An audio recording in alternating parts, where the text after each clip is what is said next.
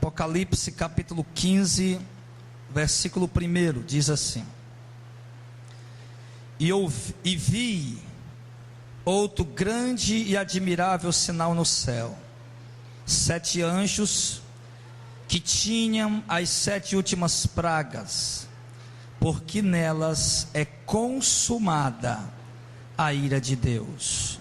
A importância de falar hoje de Apocalipse capítulo 15 e o capítulo 16 se dá por conta que a igreja precisa, as pessoas necessitam saber o que vai acontecer depois do arrebatamento da igreja, porque nós temos pregado insistentemente que as pessoas precisam se arrepender, precisam crer em Jesus e precisam estar preparadas para a volta de Cristo, para que quando se der o momento do arrebatamento, que todos sabem que acontecerá num abrir e fechar de olhos, que acontecerá como um relâmpago que sai do Oriente e se mostra até o Ocidente, o arrebatamento onde a igreja será tirada desta terra,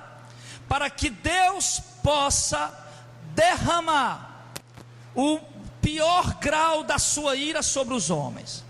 E o Senhor só vai derramar o pior grau da sua ira sobre os homens quando Ele tirar o seu povo. Deus não vai fazer isso a sua igreja estando aqui, porque vai atingir todos os seres humanos. Então logo, amados, nós vamos entender aqui o seguinte: que para aqueles que ficarem, que não estão preparados para o arrebatamento, que estão negligentes na sua caminhada com Deus, que está negligente na sua fé, na sua comunhão com o Espírito Santo, que está negligente na sua vida de santidade, aqueles que não querem dar ouvidos à palavra de Deus, à mensagem do Evangelho, aqueles que preferem viver a vida ao seu bel prazer, aqueles que preferem viver a sua própria vontade, e não a vontade de Deus. Enfim, todas as pessoas, tanto que estão no mundo, como os que estão no meio da igreja, que não estiverem preparadas quando Cristo voltar, vão ficar aqui e vão passar por tudo que nós vamos ver aqui nessa hora. Tudo, ainda mais algumas coisas, mas nós vamos ver só uma parte aqui hoje, em nome de Jesus. João está dizendo, amado, que ele viu outro grande e admirável sinal no céu. Eram 7 anjos que tinham as 7 últimas pragas. Presta atenção no que ele está dizendo: 7 últimas pragas, porque nelas é consumada a ira de Deus. Ou seja, irmão, o que é que o texto deixa entender para nós claramente? Que Deus está irado. As pessoas têm ouvido falar: Deus é amor, Deus é amor, Deus é amor. Você passa no meio da rua, está lá o cara com a faixa: Jesus te ama. Passa lá em algum lugar: Jesus te ama. E aí as pessoas estão em pecado, estão em prostituição, estão em vício, estão numa vida devassa, e escuta: Jesus te ama. Pronto, vou continuar vivendo meu pecado, minha depravação, Jesus está me amando, e não vou mudar nada. Não precisa, Jesus me ama. Eu posso viver do jeito que eu estou vivendo aqui, não tem problema, Jesus me ama. Mas a mesma Bíblia, a mesma palavra, a mesma escritura que diz que Jesus nos ama, que Deus nos ama, também diz que há no céu um Deus todo-poderoso, soberano, assentado no trono, cuja sua ira já está acesa sobre a terra. E o apóstolo Paulo, um dia escrevendo uma de suas cartas, ele faz menção sobre isso. Se eu não me engano, Romanos. E Paulo diz, em Hebreus, né? Horrenda coisa é cair nas mãos do Deus vivo. Paulo diz que é coisa horrível, coisa desesperadora, cair nas mãos do Deus vivo, do Deus irado. A Bíblia diz, irmão, que Deus tem, a Bíblia mostra que Deus tem um sentimento de ira contra as pessoas que não querem dar ouvidos à sua mensagem. Deus tem um sentimento de ira contra a humanidade que está rejeitando o nome do Filho dele. Deus tem um sentimento de ira contra as pessoas que estão negligenciando o Evangelho de Cristo. Deus tem um sentimento de ira. E esse sentimento de ira de Deus, o texto está dizendo que vai se consumar. Muito alto, Clésio. Está muito alto meu microfone aí. Baixa só um pouquinho. Esse sentimento de ira, sentimento de ira, esse sentimento de ira, que a Bíblia está dizendo, ele vai se consumar. O que é isso, pastor? Se consumar. Deus quer satisfazer a ira dele. Sabe quando um homem está irado com outro? Você vê aí, o cara está irado, revoltado. Ainda agora esses dias, quando eu vinha da rádio, eu ia na rua, um monte de gente olhando, rapaz, e um camarada, meu irmão, com a sua boca toda cortada, e ele ia gritando para outro cara que estava, olhei para a cara do cara que estava com ódio. Ele entrou na rua, meu irmão, aquele cara ia se armar para voltar e fazer uma coisa com aquele outro. Aquele homem estava irado, e ele estava indo pegar alguma coisa para voltar e fazer aquilo. E um homem irado, ele é capaz de degolar, ele é capaz de massacrar, de esquartejar um outro ser humano. Só que a ira de Deus é diferente. A ira de Deus, ela é perfeita. A ira de Deus, ela é soberana. A ira de Deus, ela é majestosa, ela é gloriosa. E a Bíblia diz que Deus quer satisfazer esse sentimento de ira. Como um homem irado, que só satisfaz o seu sentimento de ira quando ele acaba matando o outro que o feriu. Como agora aconteceu um caso aí, não sei se os irmãos viram, a minha esposa ouviu na rádio e contou para mim, de um cidadão aí no interior do estado, que descobriu que a mulher dele estava traindo ele com outro camarada lá. Tinha negócio política pelo meio aí. E o cara fez o quê?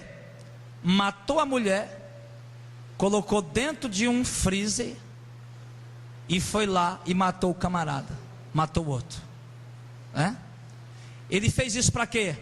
Para satisfazer o sentimento de ira que ele estava sentindo. Você está entendendo o que eu estou querendo explicar? Eu estou só querendo explicar para você o que é a ira. Aquele homem queria satisfazer o sentimento de ira dele. E quando ele matou a mulher, que esquartejou e colocou dentro do freezer, e que ele foi lá e pegou o outro camarada lá e deu 8 tiros no cara, aquele homem sentiu-se satisfeito, plenamente satisfeito em ter descarregado a ira dele naquela pessoa. Quando ele fez aquela tragédia, pronto, ele sentiu-se aliviado do sentimento de ira que ele estava. Eu sei que é uma comparação, claro, é uma comparação chula, mas é mais ou menos isso que eu quero explicar para vocês hoje. Que Deus está irado, e Deus vai consumar, satisfazer.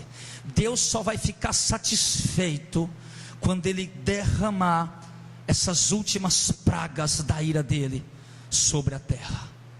Quem entende isso, diga amém. Deus só vai ficar. A Bíblia diz que os 7 anjos com as 7 últimas pragas, porque nela é consumada a ira de Deus. Então o texto está dizendo o quê? Que Deus quer consumar a ira dele. Consumar quer dizer que ele já começou a descarregar a ira dele. Se ele vai consumar a ira é porque ele já começou. Alguém que vai consumar alguma coisa é porque ele já começou. Vai consumar o trabalho, vai terminar o trabalho, vai concluir o trabalho, vai consumar o que você começou. Então, se a Bíblia diz que Deus vai consumar a ira dele nesse momento, então a Bíblia está dizendo que Deus já começou a descarregar a ira dele. Já falei várias vezes para os irmãos, a ira de Deus na terra, porque depois vai ter o julgamento, os homens vão ser jogados no lago de fogo e enxofre, mas eu digo aqui na terra, ela está sendo descarregada em 3 estágios. O primeiro, os 7 selos da ira, Apocalipse capítulo 5 já. O segundo, as 7 trombetas também da ira, Apocalipse capítulo 8. E o terceiro momento da ira de Deus, mais grave, mais forte, mais aterrorizante, é o terceiro estágio. E esse terceiro estágio, ele é tão duro, ele é tão ele é tão forte, ele é tão violento, ele é tão massacrador, que Deus vai precisar tirar logo a igreja dele para não acontecer nada com ela. Com isso eu me alegro, amém? Porque nós vamos ser tirados daqui, mas também nos deixa preocupados em saber que ainda temos familiares, pessoas queridas, que ainda não se converteram. Nos deixa preocupados em saber que ainda há irmãos em nosso meio, que embora nós não sabemos quem é, mas que ainda de fato não se converteram, e nos deixa preocupados.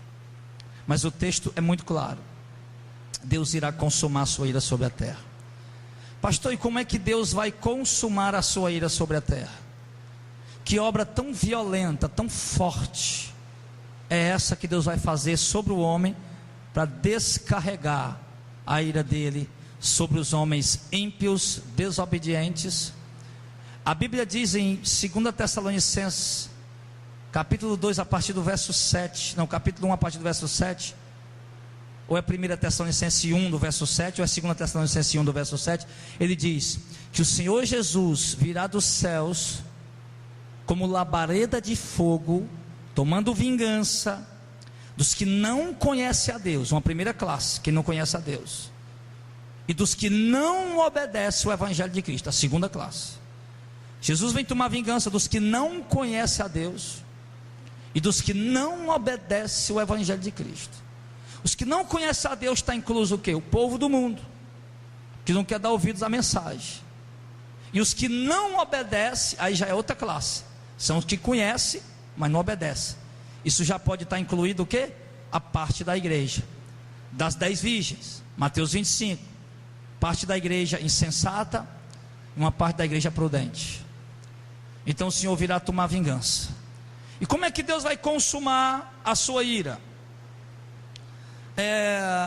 No versículo 6, diz assim: e os 7 anjos que tinham as 7 pragas saíram do templo, o templo que está lá no céu, vestidos de linho puro e resplandecente, cingidos com cintos de ouro pelo peito. O que é que isso quer dizer desses anjos?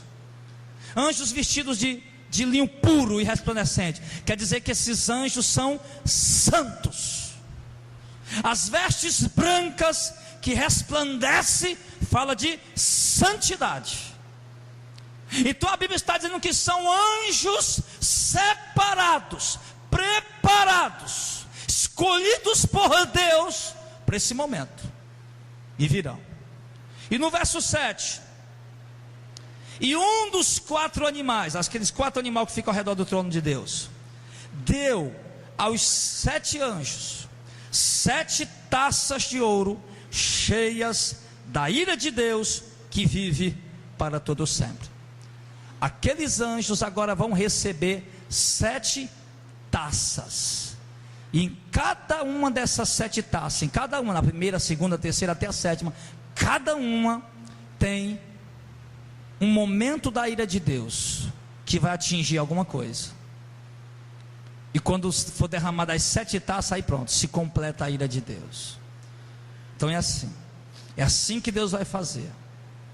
E então como é que vai acontecer?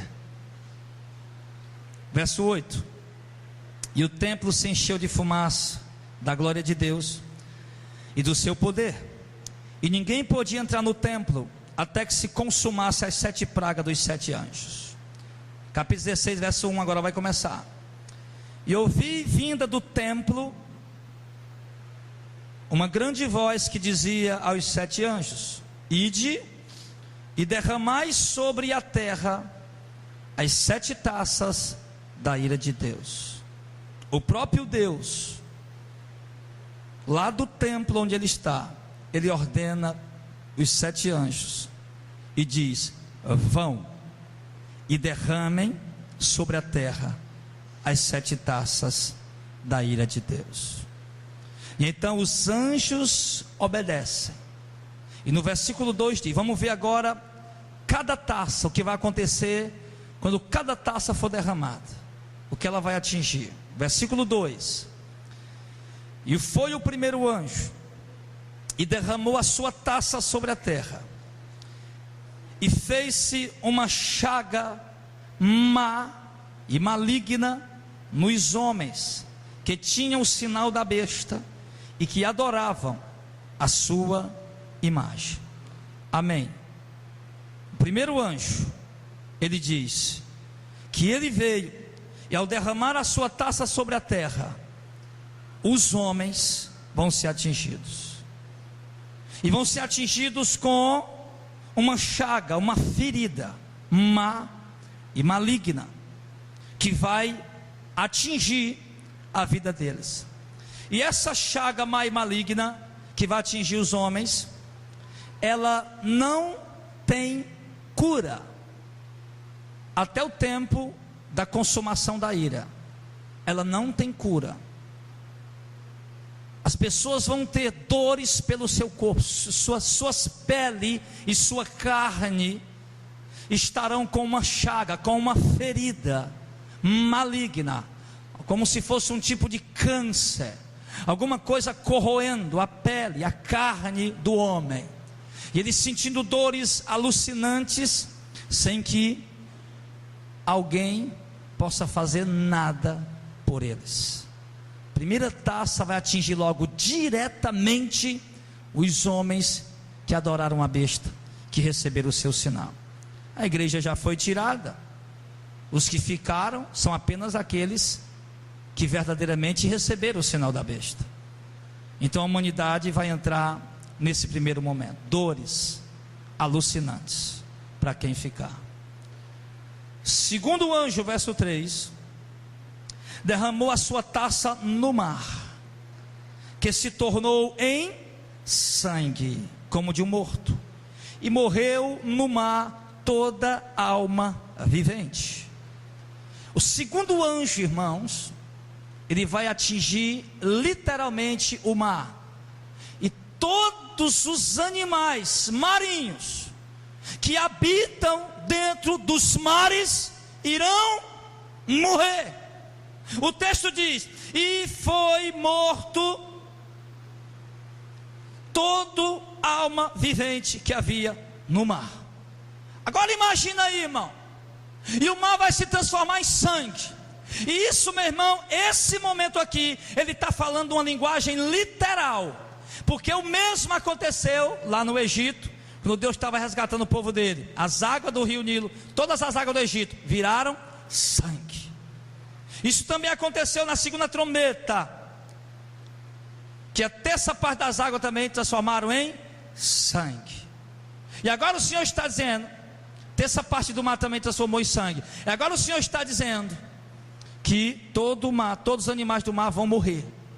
E quando o animal do mar morre, o que é que acontece? Ele sobe para a superfície. É ou não é isso? Ele incha, não é assim? Um peixe morre, daqui a pouco ele sobe. Agora imagina uma coisa, irmão. Um dos maiores fluxos do comércio do mundo é pelo mar. Você sabe disso. Não é por aviões. O fluxo comercial por avião é muito pequeno. O maior fluxo comercial no mundo é por embarcações, navios. Existe aproximadamente 18 mil navios no mundo. E é o maior fluxo comercial do mundo. E quase todos os comércios aqui de Fortaleza dependem das mercadorias que trafegam pelo mar. E quase todo o comércio do mundo depende disso também. Importação, exportação. E tudo vai pelo mar. Esses eletrônicos, essas coisas que a gente compra, celular, essas coisas, tudo vem em container dentro de navios. Agora imagina o seguinte: todos os animais do mar mortos, subindo para a superfície do mar, tornando, irmão, o mar vai ficar podre, porque não tem como tirar aquilo dali, amém?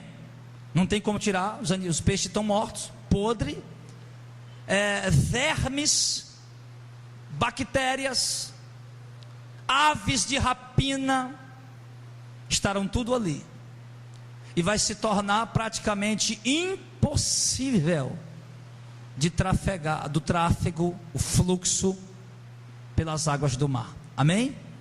porque certamente quem for inventar de trafegar vai contrair doenças mortais, vírus mortais, e o mau cheiro é insuportável.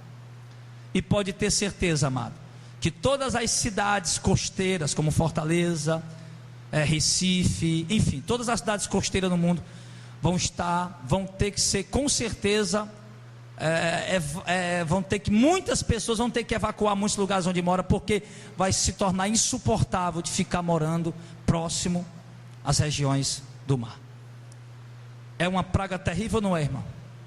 E isso vai acontecer.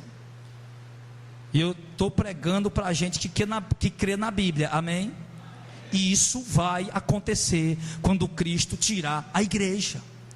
O mundo vai ter que ver, os desobedientes vão ter que ver, os rebeldes vão ter que ver, os que não quiseram compromisso com a palavra de Deus vão ter que ver esta cena diante dos seus olhos. O mar inteiro transformado em sangue, os animais marinhos todos mortos, o caos no comércio, que o comércio vai parar praticamente, meu irmão. Grandes empresas irão quebrar, irão fechar, vão ter que demitir funcionário. Um caos vai se instalar no mundo, meu irmão, porque isso vai atingir a economia. E olha, o anticristo já está lá no trono reinando, já resolveu o problema financeiro do mundo. Nesse momento aqui o anticristo já está lá, mas o falso profeta e o povo estava lá, resolveram o nosso problema. E agora vai tudo por água abaixo, porque a ira de Deus está se derramando sobre a terra. Terceiro anjo, verso 4. Terceiro anjo derramou as suas águas sobre a sua taça nos rios, na fonte das águas, se tornarem sangue. Agora ele fala aqui, irmão, da água potável, água de beber. Rios, água doce, fontes de água, onde tira essa água mineral. Essas águas que a gente bebe aí, água mineral, águas adicionadas de sais, essas águas boas de beber. Terceiro anjo vai derramar a sua taça nos rios, na fonte das águas, se tornarem sangue. E o que vai acontecer? Verso 5: e ouvi o anjo das águas que dizia: justo és tu, ó Senhor, que és e que eras, e santo és, porque julgaste essas coisas. Ele está dizendo que é o julgamento de Deus. Visto como derramar o sangue dos santos e dos profetas, também tu lhes deste sangue a beber, porque disso são merecedores. Que é isso, pastor? Os homens vão ter que beber sangue. As fontes de águas estarão emanando de lá sangue. Os garrafões de 20 litros de água cristalina que nós bebemos hoje e conhecemos vão ter que ser cheios de sangue, meu irmão. O anjo está dizendo: Senhor, justo é o teu juízo, porque o Senhor deu a eles sangue a beber, porque eles derramaram o sangue dos teus profetas, dos teus servos, dos teus santos. É como se Deus estivesse dizendo: você não tem sede de sangue? Então bebam sangue. A cidade, irmão, está sendo lavada por sangue. As ruas estão sendo lavadas de sangue. Pessoas estão morrendo todo dia. Pessoas estão sendo assassinadas todo dia, meu irmão. Há sangue pelas ruas da cidade.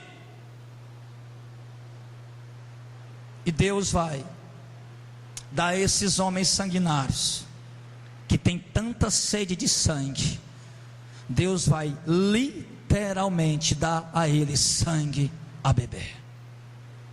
Sangue a beber. E ninguém vai ficar com pena deles, nem os anjos, nem o próprio Deus. Por quê? Porque a Bíblia está dizendo que Deus é justo e está julgando essas coisas, e o juízo de Deus é justo.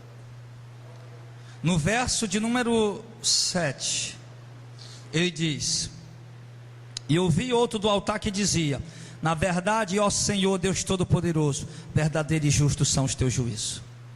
Deus está fazendo isso com justiça. Deus está fazendo isso com justiça. Não tem quem possa colocar sua mão, porque é o juízo do próprio Deus. Apocalipse 16, irmãos, vocês que chegaram agora. Apocalipse 16. Deus vai estar fazendo justiça. Sabe, irmão, se fosse nós não fazia isso. Você vê, por exemplo, o cara está ali, o cara roubou, furtou, fez alguma coisa com alguém. Daqui a pouco a turma pega ele e começa a bater nele, já viu isso? Pega um ladrãozinho por aí, né? Pau na cabeça, murro, chutes. Como é que a gente fica? A gente fica em pânico, com dó, fica ou não fica? Fica, irmão, a gente, meu Deus do céu, coitado, miserável desse, meu Deus, se eu pudesse fazer alguma coisa, você não vai entrar no meio ali. Mas, a gente fica com pena, só que Deus é diferente. Deus não tem sentimento como o homem tem. A justiça de Deus vai ser consumada, e Deus não vai maneirar a sua mão, por causa da misericórdia dele. Porque a misericórdia de Deus foi entregue por meio de Jesus Cristo, e os homens estão rejeitando, e Deus virá com justiça para sentenciá-los, para castigá-los. Agora os homens vão estar com sede. Olha, às vezes eu bebo 2 copos d'água desse aqui numa pregação. Tem gente que passa o dia inteiro bebendo água, e vai ter que beber o quê? Sangue, literalmente. Isso não é uma linguagem simbólica, irmão. Essa passagem aqui não é simbolismo, é literal. Vão beber sangue. E os anjos estão lá, tudo feliz. Santo e verdadeiro são os teus juízos, Senhor. E a igreja está lá triunfante, glorificando a Deus, porque está vendo Deus julgar. Está vendo Deus julgar os perseguidores dela. Verso 8, o 4º anjo derramou a sua taça sobre o sol, e foi-lhe permitido que abrasasse os homens com fogo. O que é que o texto está dizendo? Que o sol vai esquentar. Não é isso que está dizendo? Você entendeu? O 4º anjo vai derramar sua taça sobre o sol, e foi permitido que abrasasse os homens com fogo. Ou seja, o sol vai esquentar. O calor vai ficar insuportável, ao ponto de qualquer um que sair no meio da rua vai se queimar. E no verso número 9 diz: e os homens foram abrasados, quer dizer, queimados, com grandes calores, e blasfemaram o nome de Deus, que tem poder sobre estas pragas, e não se arrependeram para lhe dar glória. O que é que o texto está dizendo? Que os homens vão ser abrasados com grandes calores. No meio da rua o cara está queimando. Dentro de casa o calor está insuportável. Se eu não me engano, alguém falou um dia, ou é no Maranhão ou é no Piauí, que se você estiver lá e ligar o ventilador, o vento do ventilador é quente. É quente, é como um bafo de um forno assim, ó, quente. Ao invés de esfriar, aqui a gente liga para esfriar, né? E lá não, o vento é quente, sopra quente. Imagina nessa época aqui, irmão, o calor danado. A ira de Deus. E os homens estão o quê? Nessa hora? Sendo abrasados com grandes calores. Agora me diga uma coisa: qual é a hora que mais bebe água? Está mais frio ou quando está mais quente? Quando está frio, irmão, às vezes nem lembra de beber água. Nem lembra, se você prestar atenção você vai ver. Quando está frio, você mal bebe água. Mas quando está calor, meu irmão, é insuportável, você bebe água toda hora. Eu tinha o meu cunhado lá, a gente arrendou uma sorveteria no interior, e a gente tinha a experiência o seguinte, que no período chuvoso as vendas caíam quase 70%. Sorvete, só para você ter uma ideia. No período chuvoso, meu irmão, ó, era brusca a queda. Mas no período de calor, as vendas eram tremendas. Tremendas. Por quê? Por causa do calor, que as pessoas querem refrescar. E por que eu estou dizendo isso? Porque a Bíblia disse agora há pouco que as águas potáveis estão transformadas em sangue, que o homem que está com sede, ele se quiser beber alguma coisa, vai ter que beber sangue. E agora com esse calor doido, meu irmão, e agora com esse calor desgraçado que está dizendo aqui, um calor miserável, ao ponto dos homens saírem na rua, queimam a pele, e dentro de casa um calor insuportável, e quanto mais quente, mais sede, e quanto mais sede, mais água tem que beber. Só que no caso aqui, meu irmão, sangue. Está vendo como é bem feito o juízo de Deus, irmão? Ah, ninguém vai beber sangue. Não, vai sim, porque eu vou mandar calor para eles. Mas eu não bebo. Bebe. Bebo nada, bebe, filho. Você bebe, sabe por quê? Porque o ser humano tem em si um instinto chamado instinto de sobrevivência. Tem gente que diz: eu não gosto dessa comida aqui, né? Essa aqui também não. Perde no mato uma semana. Perde no mato uma semana. Você vai comer grilo? Vai. Pode, não tenha dúvidas não que você come, meu irmão. Vai comer grilo, você vai comer minhoca. Você vai comer casca de pau. Você vai pegar animais e vai ter que comer ele, meu irmão, às vezes cru para sobreviver. Você vai fazer instinto de sobrevivência. Eu conheço pelo menos 2 relatos reais, que alguns se tornaram até filmes, mas são fatos reais, de navios que naufragaram em alto mar e algumas pessoas ficaram em bote. Eles ficavam no bote, o gelo tremendo, aqueles que iam morrendo, os outros iam comendo a carne deles para poder sobreviver. Fato real. Um time aí de um país aí que eu não lembro qual, ia viajando para outro país, para uma partida, esses campeonatos que tem, só que era de outros países aí, e o avião deles caiu lá naquelas geleiras, naquelas regiões de muito gelo, e não conseguiram descobrir onde estava o avião que tinha caído. E ali, meu irmão, aquelas pessoas que iam morrendo, os seus próprios amigos iam comendo a carne deles para sobreviver. Então não tenha nenhuma dúvida que o homem tem esse instinto de sobrevivência. Então, meu irmão, as pessoas, para não morrer, porque a água, irmão, ela é necessária no organismo humano. É necessária. O homem pode até passar muitos dias sem comer, mas sem beber água ele não aguenta. O organismo desfalece e morre. Então certamente, meu irmão, as pessoas serão pressionadas. Deus vai trabalhar de uma maneira que as pessoas serão pressionadas a beber sangue. É o juízo de Deus, é a ira de Deus. E é isso que vai acontecer quando Deus tirar a igreja. Agora, amados, tomar banho com sangue, beber sangue, e sabe o que mais? Ainda assim, ele diz aqui no verso 9, os homens foram abrasados com grandes calores e blasfemaram o nome de Deus, que tem poder sobre essas pragas. Às vezes o pessoal fala: um tsunami veio, matou 250 mil pessoas na Indonésia. Um terremoto aconteceu, matou 30 mil pessoas lá no Japão. Deus não existe? Existe. E é exatamente Ele que está proporcionando isso. Existe, e é exatamente Ele que está fazendo com que essas coisas aconteçam. Deus é injusto? Não, Deus é justo. Eu odeio Deus. Problema seu, Ele é soberano. Ele faz o que quer, do jeito que quer, quando quer, na hora que quer. Se Ele quer assim, assim tem que ser. Quando eu li o Antigo Testamento, eu não entendia Deus. Moisés, vai lá.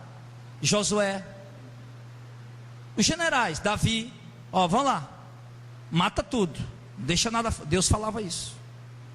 Mata mulher, mata criança, mata velho, tudo. Inclusive um dia Deus reclamou de Saul, porque não cumpriu a ordem dele. Mata mulher, menino, mata boi, vaca. Saul, mata tudo. Eu quero tudo morto. Senhor, criança, tudo. Estou mandando matar tudo. E eu ficava, irmão, sinceramente, eu ficava revoltado quando eu lia isso. Até que eu entendi que Deus é soberano, que não adianta se revoltar contra Ele, que Deus é Senhor, e se Deus quer fazer assim, assim Ele fará, e pronto. Então, amados, Olha, as pessoas não vão se arrepender, e Deus tem poder sobre essas pragas, e as pessoas vão fazer o quê? Vão blasfemar de Deus. Ao invés de se arrepender, ao invés de: Senhor, meu Deus, nós pecamos contra Ti, nós falhamos contra Ti, nós erramos contra Ti, Senhor, nos perdoa. Mas não, vão estar lá blasfemando de Deus. Não é isso que acontece? Quando vem uma coisa ruim sobre a terra, né? Ah, Deus não existe, ah, Deus para aqui, Deus para lá. Então eles vão blasfemar de Deus, que tem poder sobre essas pragas. Irmão, não deve blasfemar de Deus. Nós estamos vendo apenas hoje, apenas coisinhas, detalhezinhos da ira de Deus sendo derramado sobre a terra. O que você acha que isso que está acontecendo aqui no Brasil?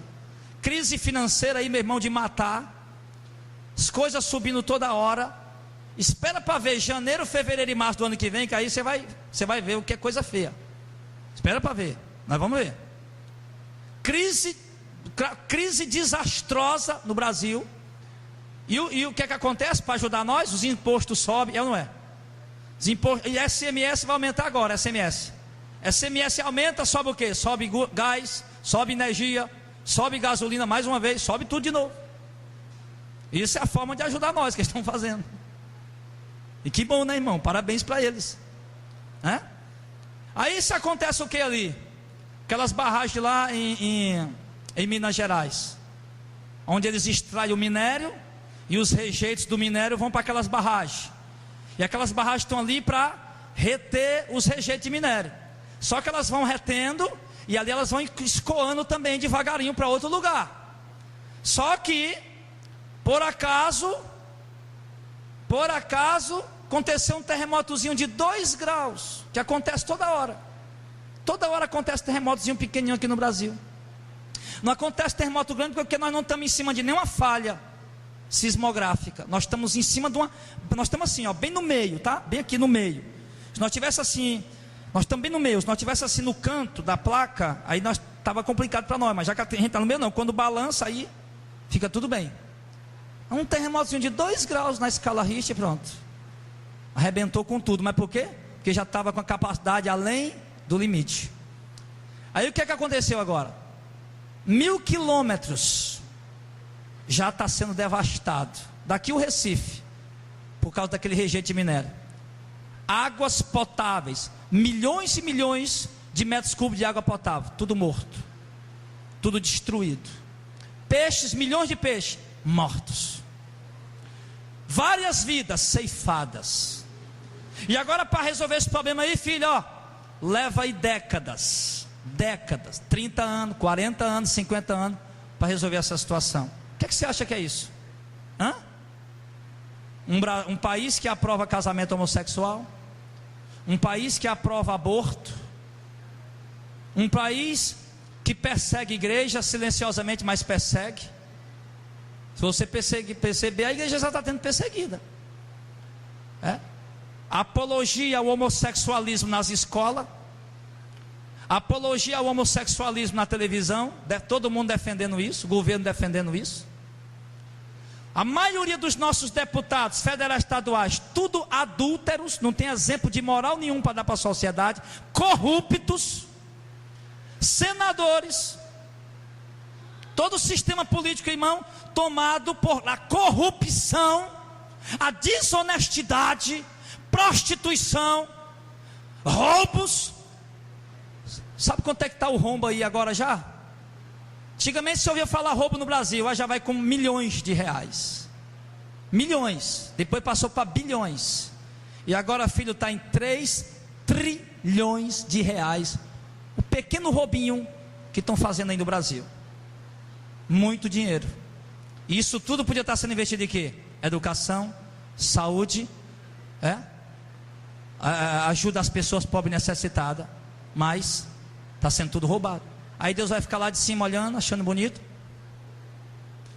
E enquanto isso acontece, a igreja brincando de show gospel, brincando de arraial gospel, os crentes brincando de vender os dons de Deus e ficando rico, o Brasil sendo devastado, e os crentes tudo brincando, se divertindo e pulando dentro de show gospel. Cantores milionários vendendo os dons de Deus. Aí Deus vai ficar olhando. Não, tá bonitinho, fica aí, tá tudo bem. Ninguém vai fazer o que você... É Deus, irmão. É Deus que está fazendo isso, nós estamos vendo aí. É Deus. E olha, querido, eu vou dizer para você uma coisa. Eu não estou profetizando nem querendo adivinhar. Mas pode ter certeza que coisas ainda mais feias nós vamos ver por aí ainda. Aguarda para ver. Espera para ver. Vamos ver. Tanto aí na roubalheira da política, tanto nessa crise, como na questão ambiental. Vamos ver. Vamos aguardar a ira de Deus, o juízo de Deus, para castigar a nação. Então, amado, Deus tem poder sobre essas pragas. Não vamos blasfemar de Deus não, irmão. Vamos reconhecer que Ele é Senhor, que Ele é soberano, que Ele é santo, faz o que quer. Enquanto a igreja, Jesus diz, quando vocês virem essas desgraças acontecer, não tema, olha para cima e se alegra, porque perto está a redenção da igreja. Perto está a redenção da igreja, quando essas coisas começarem a acontecer. Está perto, irmão. O nosso reino não tem corrupção que Deus preparou para nós. Nosso reino não tem roubalheira, não tem desonestidade, tem desigualdade, não tem pobreza, não tem desastre natural. O nosso reino é um reino glorioso que Deus preparou para nós. Deus guardou o melhor para nós. Você crê nisso?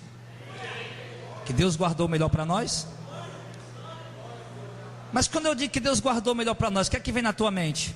Aquela Land Rover, eu sabia. Estava só esperando a profecia.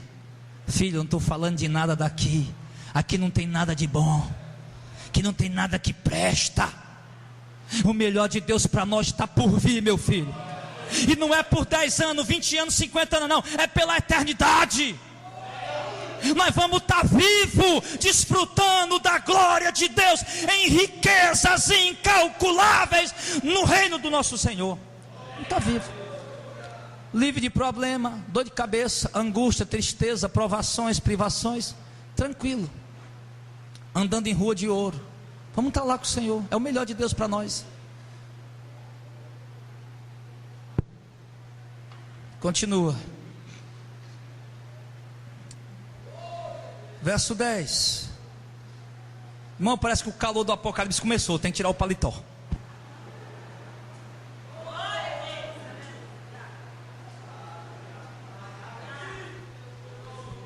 Meu Jesus amado. Verso 10, irmão.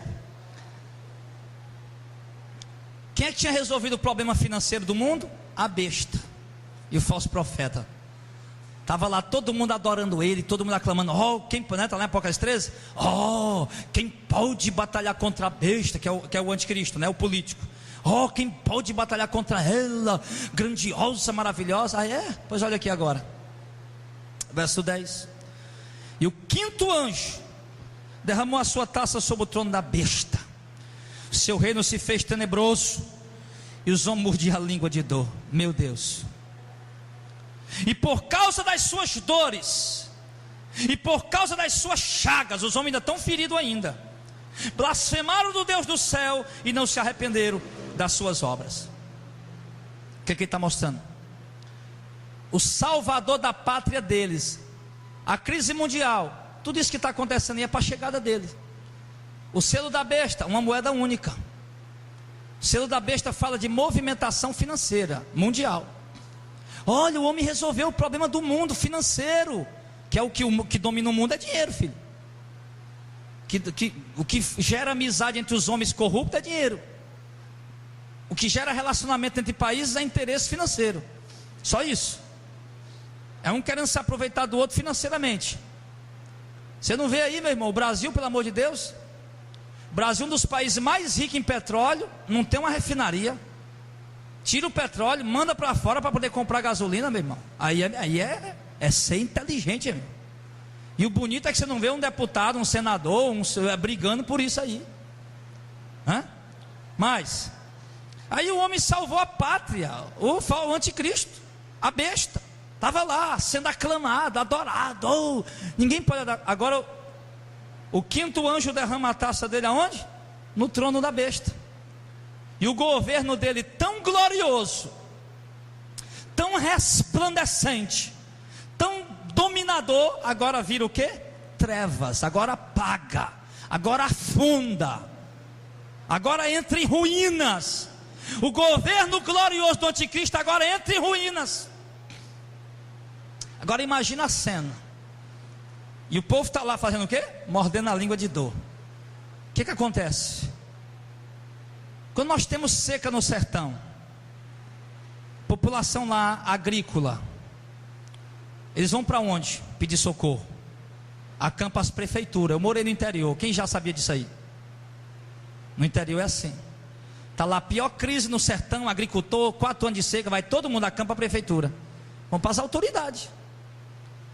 Aí depois a prefeitura vira para aqui, para colar, dá R$1 para cada um. Eles vão e vêm para a capital. Vai bater na porta do governador. E está lá todo mundo lá, com faixa, com placa, com faixas nas mãos, ocupando o espaço. Queremos, nossos filhos estão morrendo de fome, estão passando necessidade, queremos uma solução. Por que eu estou dizendo isso? Porque é isso que vai acontecer com o governo do anticristo. As pessoas que receberam o sinal da besta e foram enganadas, que tiveram o anticristo, o grande político, que é a besta, como o salvador da pátria deles, coisa está ruim agora, e elas vão correr lá na capital do governo dele. Está lá o mundo inteiro na porta do anticristo, na porta da sede do governo dele, pedindo uma solução, pedindo ajuda, pedindo socorro, porque afinal de contas ele é o salvador da pátria deles. E agora o povo vai ver o quê? Que o governo dele está em trevas, entrou em decadência, entrou em ruínas, começou a afundar, e as pessoas vão ver que não tem mais solução e vão morder a língua de dor. E nessa hora, meu irmão, nós vamos estar no céu alegre. Por quê? Porque muitos de nós tivemos que morrer para não colocar o selo. Muitos de nós fomos trucidados para não colocar o selo da besta, sendo chamado de doido, de perturbado, de besta, porque não quis colocar o selo da besta. Estava passando em piores dificuldades, sendo perseguido, porque diz que quem não quiser colocar o selo e adorar a besta vai ter que ser morto. Perseguidos, passando necessidades, se escondendo, mortos. E a gente triste, angustiado naquela hora, e o povo recebendo aí o selo da besta. Não, isso é uma bênção, isso é uma bênção. Porque o trabalhar do diabo, meu irmão, está aí, olha, Apocalipse capítulo 13, fala da união da política com a igreja. O falso profeta representa a igreja, e o anticristo é a política, e fala da união dos dois. E hoje nós estamos vendo tudo isso marchando, porque as igrejas quase todas estão politizadas. As igrejas quase todas, meu irmão, virou palco de discurso de político. As pregações estão sendo para agradar os políticos. A igreja está com aliança com políticos. Então, nessa hora, muitos cristãos, pastores, vão receber o selo da besta como se fosse a maior bênção do mundo. Não, rapaz, o selo da besta é outra coisa. Isso aqui é uma bênção de Deus que mandou para nós. Vamos receber. E todo mundo recebendo, sem fazer a menor ideia do que é que estão fazendo. E aqueles que têm os seus olhos abertos, que têm o Espírito Santo, a verdadeira igreja, nessa hora vai estar sofrendo, vai estar gemendo. Mas agora, nesse momento, nós vamos estar no céu salvo com o Senhor. E aqueles que ficaram aqui, achando que estava se dando bem, achando que estava prosperando, achando que agora foram sabidos, foram inteligentes, sim, agora vão estar mordendo a língua e rangendo os dentes diante da situação que vão estar vivendo. O 6º anjo, verso 12: derramou a sua taça sobre grande rio Eufrates, e a sua água se secou, para que se preparasse o caminho dos reis do Oriente. Aqui é a grande batalha do Armagedon, que a gente não vai falar disso aqui hoje não. E da boca do dragão, e da boca da besta, e da boca do falso profeta, vi sair 3 espíritos imundos, semelhantes a rãs, porque são espíritos de demônios que fazem prodígios, milagres, os quais vão ao encontro dos reis de todo o mundo, para os congregar para a batalha naquele grande dia do Deus Todo-Poderoso. Então, o 5º anjo agora, o mundo está em caos, o mundo está vivendo o pior caos de toda a história da humanidade, E agora 3 demônios que faz milagre e enganam o povo vão sair ao encontro dos reis do mundo para enganar eles e trazer eles para a batalha do dia do grande Deus Todo-Poderoso. E aqui o Senhor Jesus dá uma parada na revelação futura. Presta atenção nisso aqui. Essa parte aqui eu acho tremenda. Eu não sei se você vai conseguir entender. Eu creio que sim, pelo Espírito Santo. Agora Jesus dá uma parada na revelação futura do que vai acontecer daqui a algum tempo, quando a igreja for tirada, e dá uma pausa na revelação futura, profética futura, para dar um aviso para a igreja que vai estar presente ouvindo essa revelação.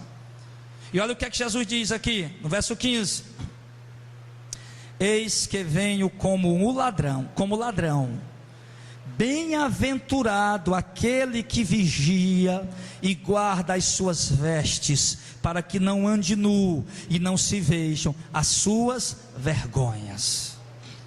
O que é que o Senhor está dizendo para nós?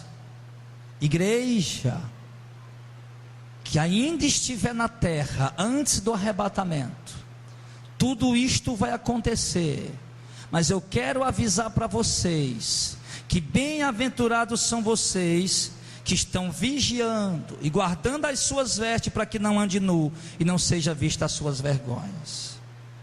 Que o Senhor está falando para nós, amados, de veste, não é a roupa que você está vestindo, veste que cobre nossas vergonhas, é as vestes de santidade, é a vida de santidade.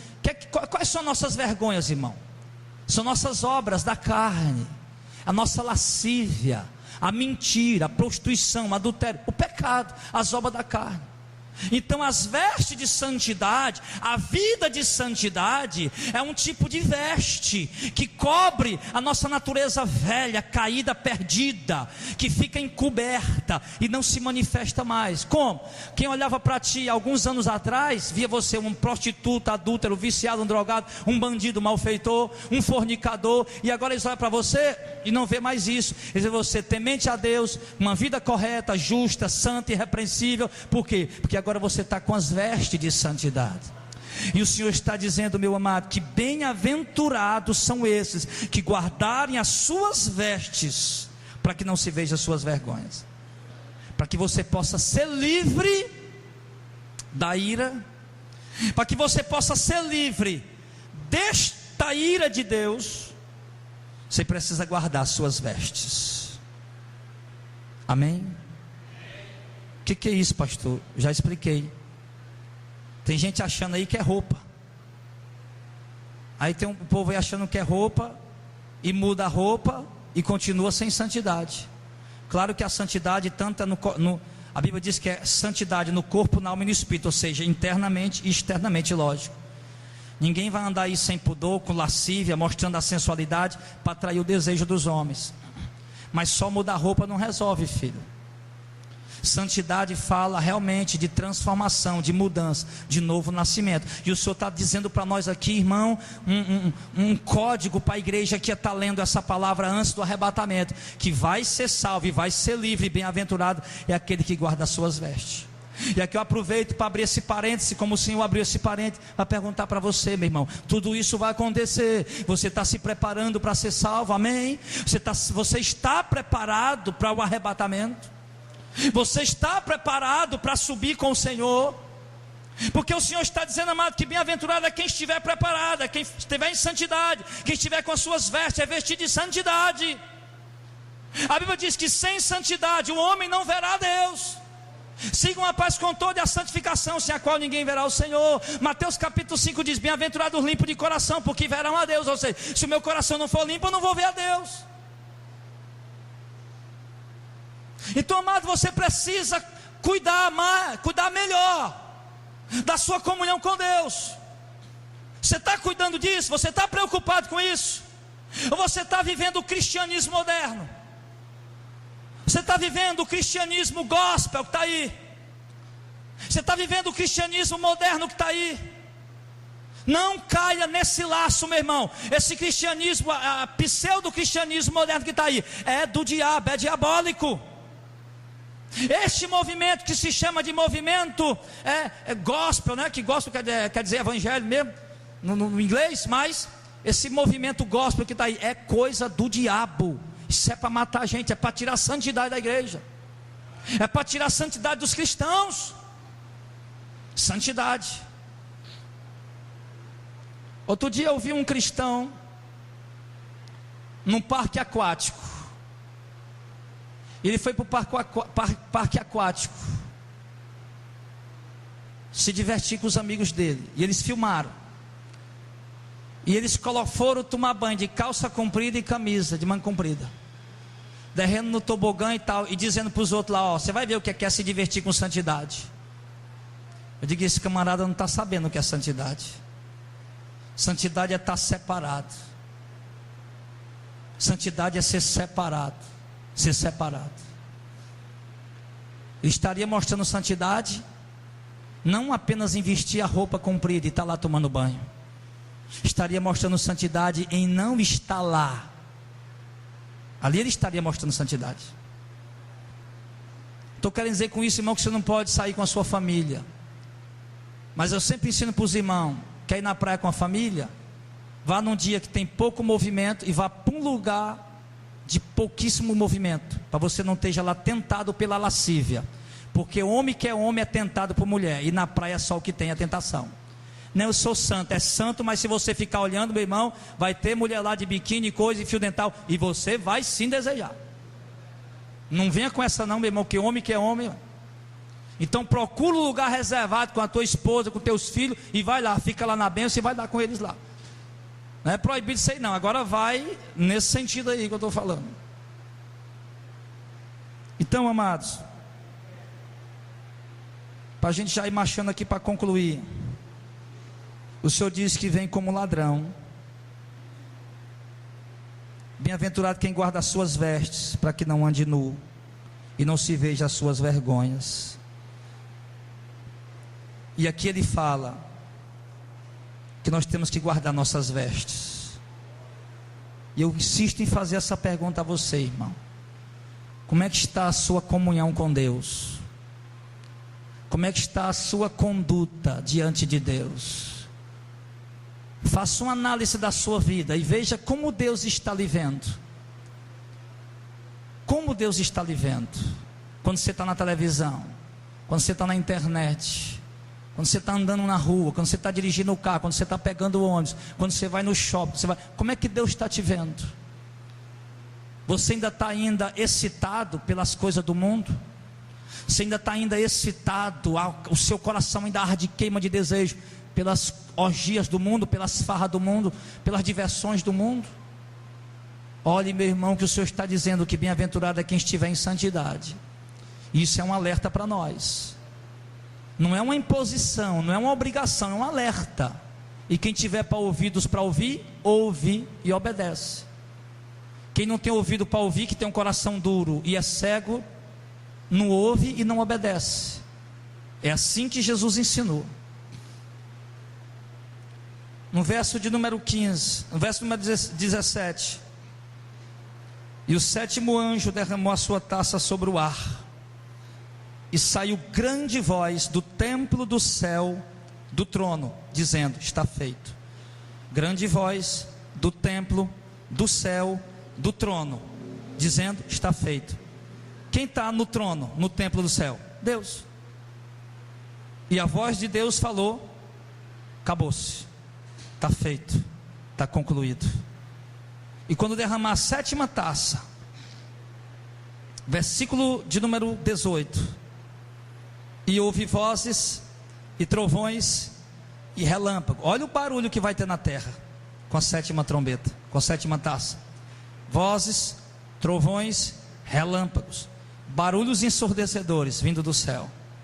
E depois um grande terremoto, como nunca tinha havido desde que há homens sobre a terra, tal foi esse tão grande terremoto. Em 1556, na China, houve o maior terremoto registrado em toda a história da humanidade. Em 1556, na China. Um terremoto onde morreram 830 mil pessoas. 1 milhão de pessoas morreu num terremoto. O maior terremoto de toda a história, a maior catástrofe, o maior desastre, terremoto em toda a história da humanidade. Mas o texto está dizendo que quando o sétimo anjo derramar a sua taça sobre a terra, não apenas na China, não apenas nos Estados Unidos, não apenas no Chile, que é o país de mais intensidade de terremoto no mundo, é o Chile. Não apenas no Chile, não apenas na China, não apenas no Japão, na pequena ilha do Japão, não apenas nos Estados Unidos, mas em todo o globo terrestre, esse terremoto vai atingir. E vai ser o maior terremoto de toda a história. E o que é que vai acontecer com esse terremoto? Verso 19. A grande cidade, Jerusalém, fendeu-se em 3 partes.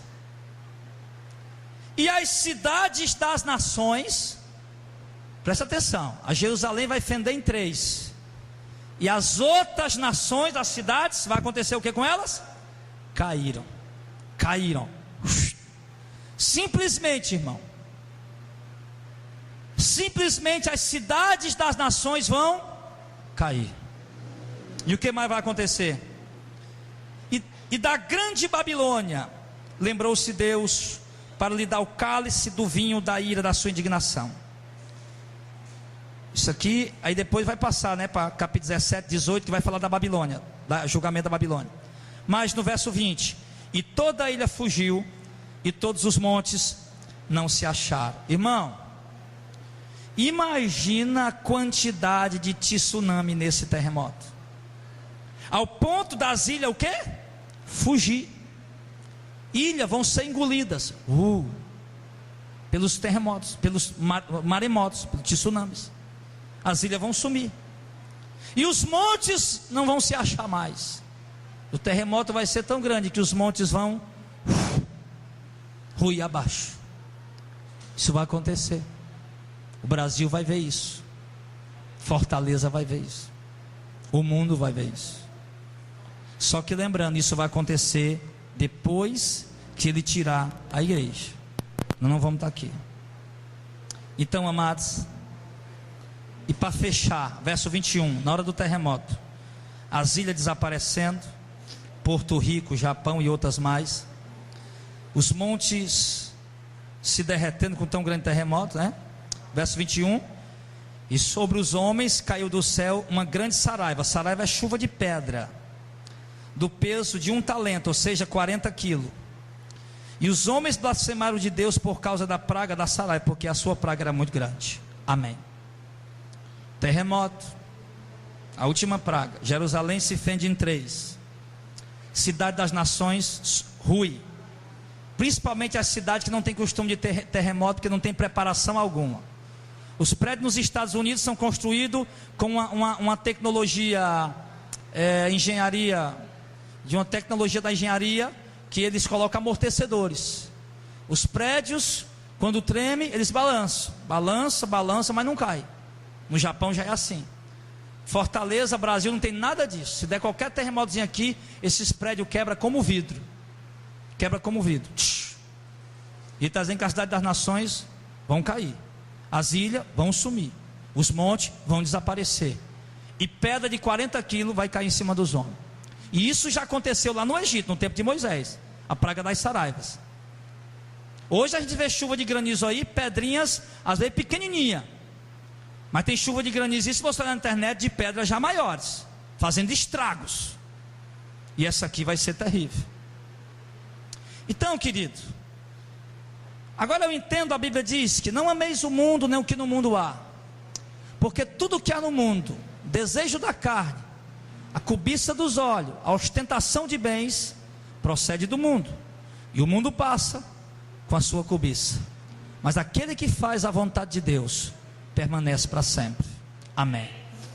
Então, amados, com essa palavra, para concluir, eu entendo, queridos, que nós, que estamos ouvindo essa mensagem, que estamos entendendo essa palavra, que estamos tendo a graça de Deus tão abundante sobre nós, nos dá essa revelação gloriosa.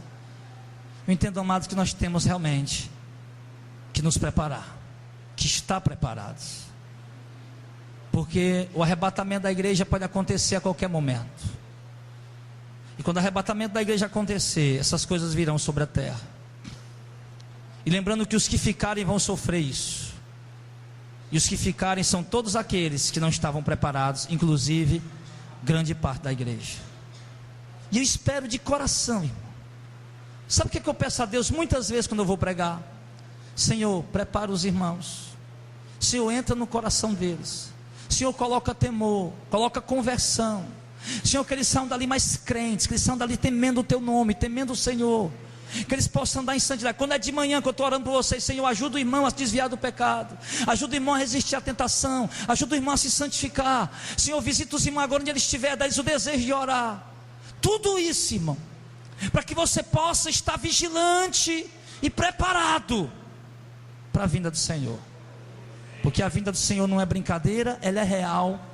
E essas coisas aqui vão acontecer. Agora você acha que isso aqui é ruim? Isso aqui ainda não é o pior. O pior vai ser essas pessoas depois de tudo isso estar diante do trono do julgamento, para ouvir da boca de Jesus: se aparte de mim, malditos, para o fogo eterno preparado para o diabo e seus anjos. O pior de tudo vai ser isso. Então, meu amado, se arrependa, guarda as suas vestes, se converta, abandone o pecado, ouça a palavra de Deus e obedeça a palavra de Deus, e viva a palavra de Deus. E você que ouve na internet, na rádio e em casa no CD, olhe se a igreja que você está congregando está de fato lhe ensinando o verdadeiro evangelho. Olhe que a igreja que você está congregando, se realmente está lhe ensinando o caminho da salvação, ou se não é mais um empreendimento de algum homem que resolveu abrir uma empresa chamada igreja para ganhar dinheiro.